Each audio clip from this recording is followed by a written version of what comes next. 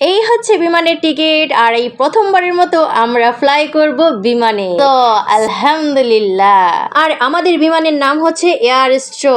অনেক দূরের ঢাকা শহর, কত ছোট ছোট বিল্ডিং গুলো দেখাচ্ছে আর আমরা আছি এখন অনেক উপরে। তো বন্ধুরা, আজকে আমি প্রথমবারের মতো বিমানে উঠবো আর তাই আমি আপনাদের সাথে শেয়ার করব। আমরা ট্রেনে ঝাঁকানাকা করতে করতে চলে এলাম বিমানবন্দরে।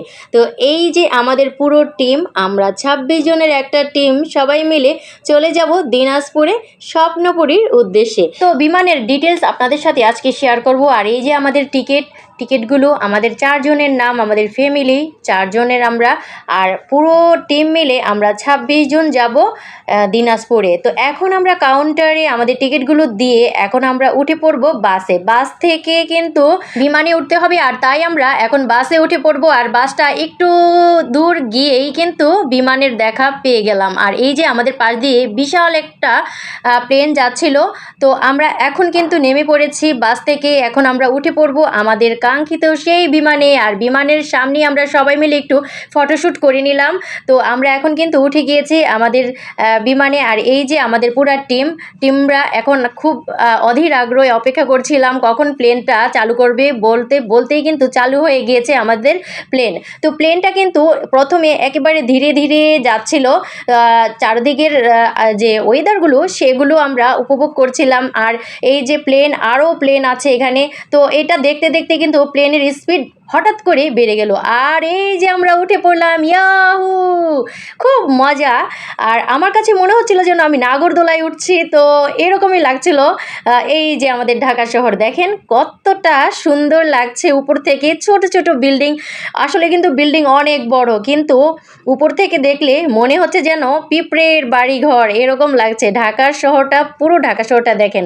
আর এই যে এটা হচ্ছে যে বুড়িগঙ্গা নদীটা মনে হচ্ছে, আই এম নট শিওর, কিন্তু এটা কি নদী জানি না। তবে এই যে আমাদের ঢাকা শহর দেখেন কত বড় ঢাকা শহর আর দূর থেকে কত ছোট লাগছে। আর এর মাঝে দেখা পেলাম মেঘের, এই যে সাদা সাদা তুলার মতো মেঘ, এই মেঘগুলো দেখতে আরও বেশি ভালো লাগছিল।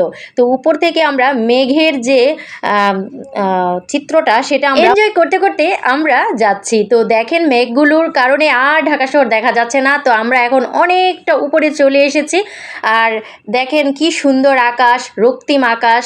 বিকেলবেলা যেহেতু আমরা ফ্লাই করেছি, তো আকাশটা দেখতে খুব ভালো লাগছিল। আর এর মাঝে আমি চলে এলাম যে ওয়াশরুমে, এয়ারপ্লেনের বিমানের ওয়াশরুমে। তো ওয়াশরুমটা আপনাদেরকে দেখাচ্ছি, অনেক ফ্রেশ, অনেক নিট অ্যান্ড ক্লিন। কিন্তু সমস্যা হচ্ছে এখানে পানি নেই। তো আপনি যদি পানি ইউজ করতে চান তাহলে এখানে বোতল দিয়ে পানি ইউজ করতে হয়। আর বোতল দিয়ে পানি ওনারাই দেয়, ওনাদের কাছ থেকে নিয়ে নেবেন। তো যাই হোক, আমরা বাঙালিরা কিন্তু পানি ইউজ করা ছাড়া ওয়াশরুমে যাই না। তো আর এই যে এটা হচ্ছে বেসিন, এই বেসিনটাও কিন্তু একেবারে শুকনো করে রাখতে হয়।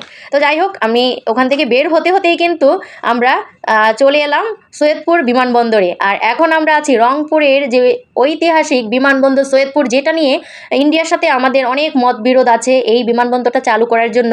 তো আমরা সেখানে নেমে পড়লাম। আর এই যে এখন আমরা গাড়িতে উঠে চলে যাব আমাদের মেইন গন্তব্যে। আর তার আগে আপনাদেরকে পুরা বিমানবন্দরটা একটু দেখিয়ে দিচ্ছি। দেখেন কতটা সুন্দর। এটা যদি চালু হয় তাহলে খারাপ হবে না, আমাদের জন্য অনেক ভালো হবে।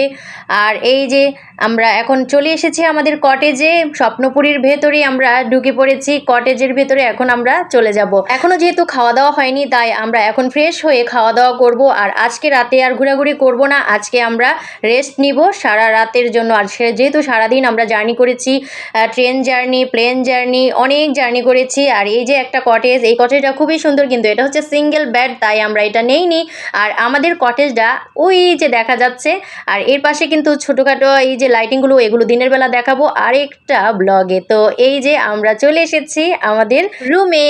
আর এই যে আমাদের রুমটা দেখেন কতটা সুন্দর সাজানো গোছানো, লাক্সারিয়াস একটা কটেজ। এটা গোলাকৃতির, একেবারে বেহুলা লক্ষিন্দারের যে রুম সেরকমই একটা গোলাকৃতির রুম।